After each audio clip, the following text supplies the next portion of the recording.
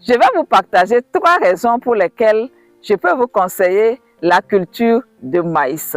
Pour des raisons de rentabilité, je ne conseille pas trop la culture du maïs parce qu'elle est très dépendante de la pluie. Ceux qui veulent produire le maïs parce qu'ils veulent gagner de l'argent, je suis un peu réticente. Parce qu'il suffit qu'il manque un peu de pluie, c'est fini. La personne perd tout. Mais il y a de bonnes raisons quand même de pouvoir produire le maïs et je vais le partager avec vous dans cette vidéo. Si vous me suivez pour la première fois, moi je m'appelle Solim. Je suis une entrepreneure agricole passionnée du monde rural. Je travaille au quotidien avec des producteurs locaux sur des projets agricoles et je gère les fermes agricoles pour des exploitants individuels qui le souhaitent. Vous êtes ici sur la chaîne des entrepreneurs qui impactent leur environnement. Ici au Togo, le maïs est très important. C'est une céréale qui occupe une place importante dans la cuisine. Nous avons notre plat du sud jusqu'au nord. Toutes les populations du Togo consomment cette nourriture qui est la pâte. Donc la pâte est faite généralement avec du maïs. Nous avons aussi cette nourriture qui est très appréciée, ce plat qui est très apprécié qu'on appelle kom ici chez nous. On a akpan, même pour faire du tchouk, on met un peu de maïs, etc. Sinon, le maïs, c'est une céréale qui est très consommée. Cela veut dire que même si elle ne rend pas riche, même si elle n'est pas rentable comme on le souhaite, on en a besoin car cela fait partie de nos habitudes alimentaires. Mais malheureusement, vous savez ce qui se passe. Aujourd'hui, le maïs est cultivé avec des produits chimiques. Dès qu'on sème, on fait un traitement chimique prélevé pour retarder les mauvaises herbes. Et pour des raisons de manque de main-d'œuvre aussi, il y a des personnes qui cultivent le maïs et surtout le long du cycle ne sarclent jamais. C'est toujours des herbicides qui sont utilisés pour traiter les herbes. Donc ça veut dire que le maïs que nous consommons aujourd'hui est hyper traité. C'est vraiment traité. Avant, on sème le maïs et pour lutter contre les mauvaises herbes, on sarcle, on fait le sarclage manuel. Mais aujourd'hui, le sarclage chimique a pris la place. Donc, si vous êtes soucieux de votre santé et que vous avez une ferme, ça serait bien aussi de penser faire un peu de maïs pour votre propre consommation. Ainsi, dans votre culture, même si c'est 1 ou 2 hectares que vous allez faire pour votre propre consommation, vous n'allez pas utiliser de ces produits chimiques. Sinon, ce que moi je vois dans les villages, ce n'est pas la peine. Vous ne pouvez pas acheter un maïs aujourd'hui au marché et vous assurer que ce maïs-là n'a pas été traité. Aujourd'hui, c'est le traitement chimique, c'est le sarclage chimique qui a pris le pouvoir. Les producteurs ne connaissent que ça maintenant. Donc, l'une des raisons, c'est que comme cela entre dans notre consommation, si vous voulez du maïs qui est sain, il faut le produire soi-même.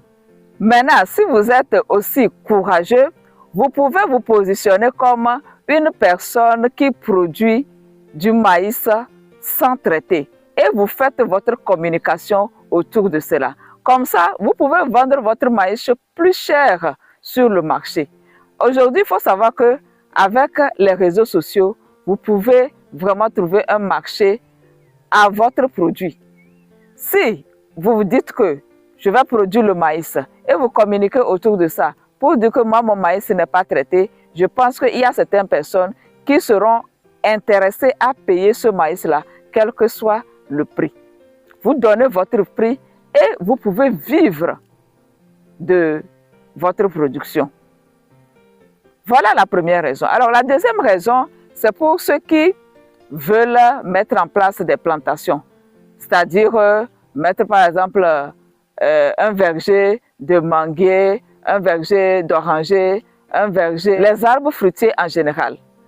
Pour ces personnes, il faut savoir que lorsque vous allez mettre les plants nouvellement, il y aura assez d'espace sur la parcelle. Donc, l'espace qui reste, vous pouvez l'exploiter pour mettre le maïs.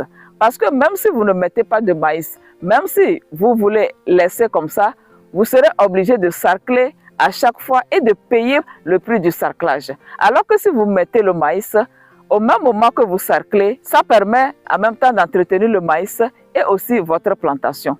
Donc, vous associez le maïs à votre plantation pour pouvoir avoir des revenus ou bien pour pouvoir avoir de quoi consommer à la maison. Sinon, vous allez seulement payer pour le sarclage et ne rien avoir en retour. La troisième raison, ça c'est pour ceux qui le peuvent. Si vous avez un système d'irrigation sur votre ferme, vous pouvez produire le maïs frais. Vous pouvez vous positionner comme un producteur de maïs frais. Là, vous faites la production en contre-saison.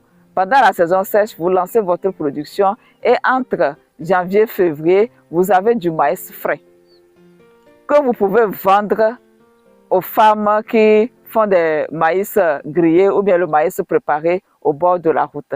Le maïs frais coûte beaucoup plus cher que le maïs sec. Vous voyez? Donc ça, c'est pour ceux qui veulent vraiment gagner de l'argent avec la production du maïs. Quand vous faites la production contre-saison, vous pouvez gagner.